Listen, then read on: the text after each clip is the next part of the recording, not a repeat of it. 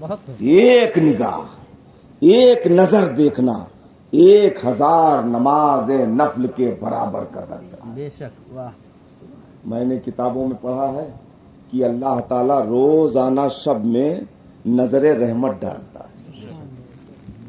روزانہ اللہ تعالیٰ نظر رحمت اپنے بندوں پر ڈالتا ہے۔ تو جانتے ہیں سب سے پہلے کہاں ڈالتا ہے؟ حرم پر ڈالتا ہے، حرم والوں پر۔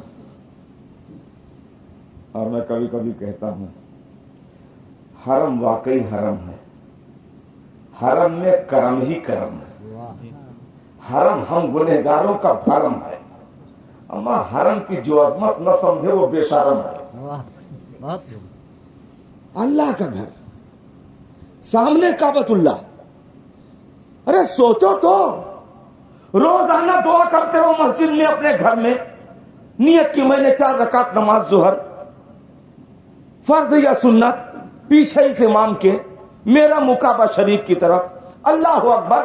سوچو تو عبد الرحیم صاحب کتنے خوش قسمت ہیں کہ یہی نیت جب وہاں کریں گے اور جیسے کہیں گے منہ میرا کعبہ شریف کی طرف، کعبہ سامنے ہوگا، کعبہ کی بہاریں سامنے ہوگی، کعبہ کا نقاب سامنے ہوگا، کعبہ کا نور سامنے ہوگا، میں تو کہتا ہوں کعبہ والا سامنے ہوگا۔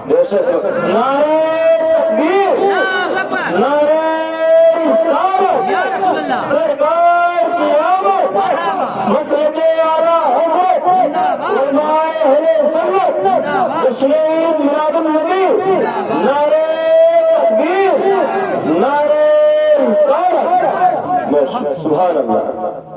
تو جب اللہ تعالیٰ نظر رحمت ڈالتا ہے تو سب سے پہلے حرم والوں پر، تو جس کو طواف اور عبادت میں پاتا ہے سب کو بخش دیتا ہے۔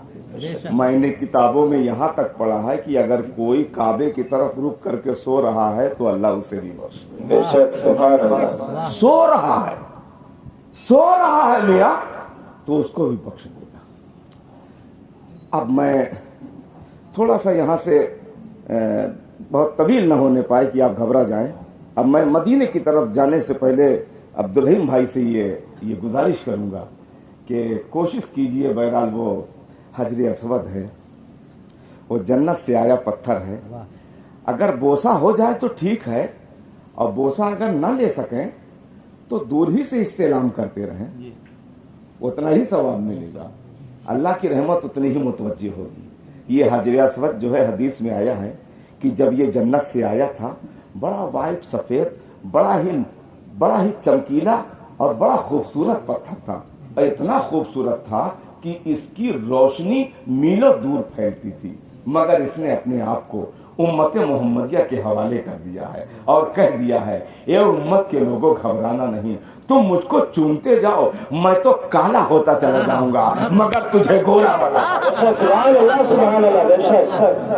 میں خود تو کالا ہوتا چلا جاؤں گا مگر تمہیں گورا بناتا جاؤں گا۔ اب ٹیپ کے بل پر پورا مجمع بولے، اس لیے حجر اسود کل بھی کالا تھا اور آج بھی کالا ہے، مگر چونکہ اللہ والا ہے اس لیے بڑا دیوانہ۔ سبحان اللہ، سبحان اللہ، ماشاء اللہ۔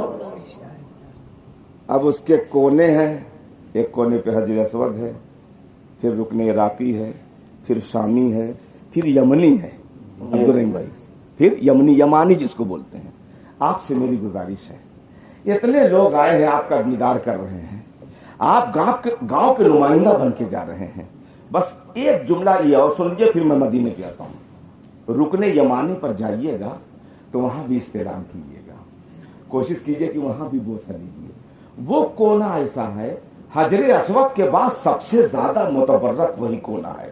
میں نے حدیث میں پڑھا ہے کہ 70,000 فرشتے وہاں پر دعا کرنے والوں کے لیے آمین کہنے کے لیے حاضر ہیں، دعاؤں پر آمین کہنے کے لیے 70,000 فرشتے وہاں پر حاضر رہتے ہیں۔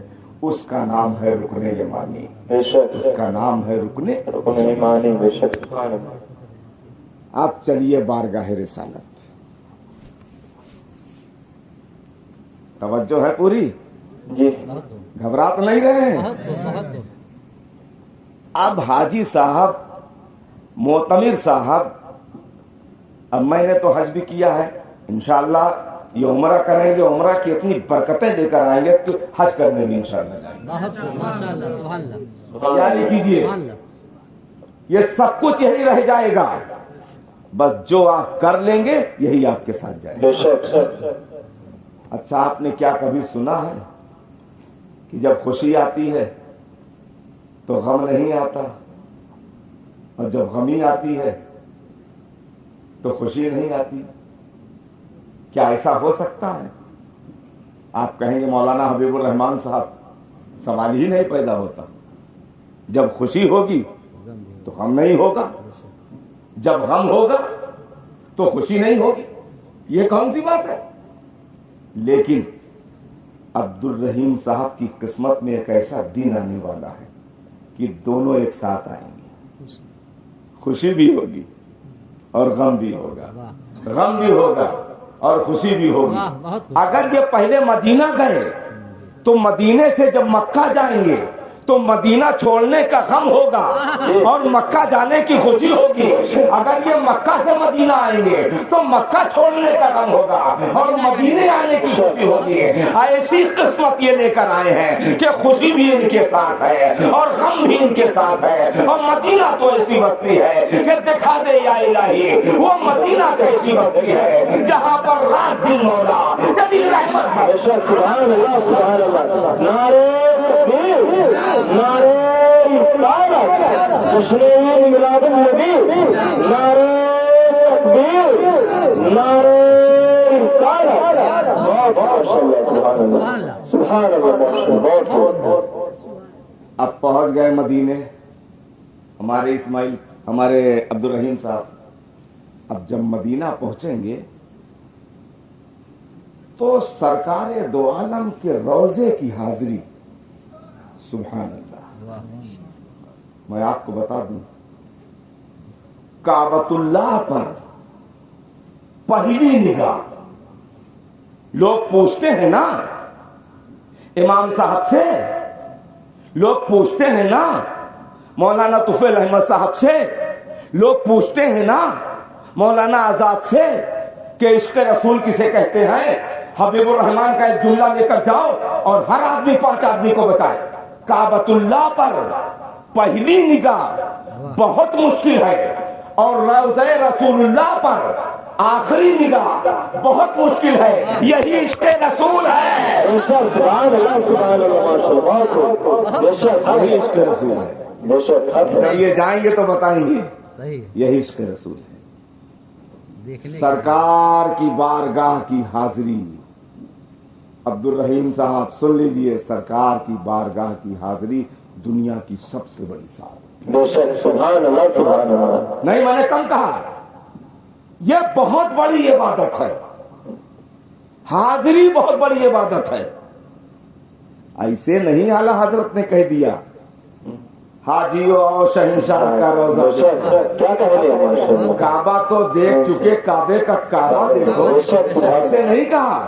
حضرت ابو امامہ حضرت سہل بن حنیف کی روایت کے مطابق میرے آقا ارشاد فرماتے ہیں کہ جو وضو کر کے میری مسجد میں نماز پڑھنے کی نیت سے آیا اور نماز پڑھی پورے مجمع سے سبحان اللہ، اور نماز پڑھی تو اس کی نماز ایک حج کے برابر کا درجہ، سبحان اللہ سبحان اللہ، ایک حج کے برابر کا، بے شک، ایک نماز ایک حج کے برابر کا درجہ۔ بے شک، کیا کہہ رہے تب اعلیٰ حضرت نے کہا تھا حاجیو آؤ شہنشاہ کا روزہ دیکھو، کعبہ تو دیکھ چکے، کعبہ کعبے کا کعبہ دیکھ، بے شک، سبحان اللہ زمزم سبحان تو اللہ۔ پیا خوب بجھائی پیاس ہے، اور جودے شہ کوثر کا بھی جلوہ دے، میرے مزاج مجھے خوب کرم کے چیخے، ان کے مشتاق میں حضرت کا تاپنا دیکھو، غور سے سنو رضا، کعبہ سے آتی ہے صدا، میری آنکھوں سے میرے پیارے کا روزہ۔ سبحان اللہ سبحان اللہ، ماشاءاللہ، بہت سبحان اللہ، تو وہاں پر حاجی صاحب نماز پڑھیں گے مسجد نبوی میں، مسجد نبوی، اللہ اکبر، اور سامنے جنت البقیع ہے۔ میری گزارش ہے کہ جب موقع ملے، میرا تو یہ طریقہ تھا کہ میں ایک مرتبہ صبح میں حضرت اور ایک مرتبہ شام میں، کوئی روٹین میں चाहे जिधर इधर से उधर हो जाए, मगर अल्हम्दुलिल्लाह आपकी दुआओं से रोजाना सुबह में और रोजाना शाम को बारगाह मुस्तफा में हाजिरी देता। बहुत खूब, बेशक। और आप लोगों की दुआओं से हज के मौके पे ताइफ नहीं गया था, इस बार ताइफ भी किया। हज के मौके पे बद्र नहीं गया था, अब की बद्र भी किया। और जन्नतुल बकी में 10,000 सहाबा लेते हैं, वहां इस्लाम आराम कर रहा है। मैं अब्दुल रहीम साहब से गुजारिश करूंगा कि वहां जरूर जाकर सबके लिए दुआएं खैर करते हैं। बेशक। उस्मान गनी वहां है, मौला हसन वहां है, सैयदा फातिमा वहां है, वहां पर 10,000 सहाबा की कब्रें हैं। कितने खुशनसीब हैं। और वहां पर जो अंदर की ज़ियारत गाहें हैं, आपको मालूम है, आप भी पढ़े लिखे हैं, गुंबद खजरा है, मवाज रसूल है, ठीक, सुनहरी जाली है, मशहद उस्मान गनी है,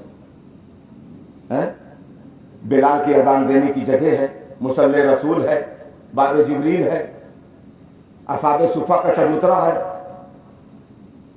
ये सारी चीजें अंदर हैं, ठीक है। और जब बाहर निकलेंगे तो बाहर जन्नतुल बकी है, जबल उहूद है, मस्जिद फतह है, मस्जिद कुबा है, ये चीजें हैं बाहर की। तो आप ऐसा करें कि जोहर से पहले रोजाना 1-2 जगह ज़ियारत करते रहें, इसलिए कि ज्यादा वक्त तो मिलेगा नहीं। कितने दिन के लिए जा रहे हैं? 17 दिन के लिए जा रहे हैं, यानी 1 हफ्ता मक्के में मिलेगा और 1 हफ्ता मदीने में मिलेगा। और मैं हाजी साहब से गुजारिश करूंगा कि बारगाह रिसालत में जब जाएं तो हम सब के लिए भी दुआ करें। बेशक, सुभान अल्लाह। खास तरीके से इस गांव के लिए, अपने मुल्क के लिए, मुसलमाना ने आलम के लिए, मुसलमाना ने गजा के लिए, मुसलमाना ने फलस्तीन के लिए, मुसलमाना ने दुनिया के लिए खूब दुआ करें। अपने वालिदैन के लिए, अपने बच्चों के लिए, अपने गांव के लिए। और सरकार से शफाअत करा, शफाअत की बातें कीजिएगा कि या रसूल अल्लाह, आप शफीउल मुज़नबीन हैं, आपका सहारा कल भी हमको था, आपका सहारा आज भी है, कब्र में भी आप हमारे सहारा हैं, हश्र में भी हमारे आप सहारा हैं। और ये जितने लोग बैठे हैं और जितनी हमारी माँ बहनें लाउड स्पीकर की आवाज सुन रही हैं, नियत कर लीजिए कि सबका आजिज़ाना सलाम सरकार की बारगाह में पेश कर दीजिए। बेशक। और कोशिश कीजिए कि वहां पर एक मस्जिद जुल किबलतैन है, जहां किबला बदला गया है, वहीं बगल में मस्जिद कुबा है। और मस्जिद कुबा का इतना बड़ा मकाम है कि मैंने किताबों में पढ़ा है कि मस्जिद कुबा में 2 रकात नमाज नफल पढ़ना एक उम्रा के बराबर है। वाह, बहुत खूब। मस्जिद कुबा में 2 रकात नमाज नफल पढ़ना एक उम्रा के बराबर है। जाइए, गाड़ी आड़ी छोड़ दीजिए वहां पे, और जितनी नमाजें हो सके 20 रकात 30 रकात पढ़िए। और मेरे आका की आदत करीमा थी कि सनीचर को मेरे मुस्तफ़ा मस्जिद कुबा जरूर जाते थे। तो अगर कोई सनीचर मिलेगा अब्दुल रहीम भाई तो जरूर जाइएगा, ताकि सुन्नत रसूलुल्लाह भी अदा हो। वाह, बहुत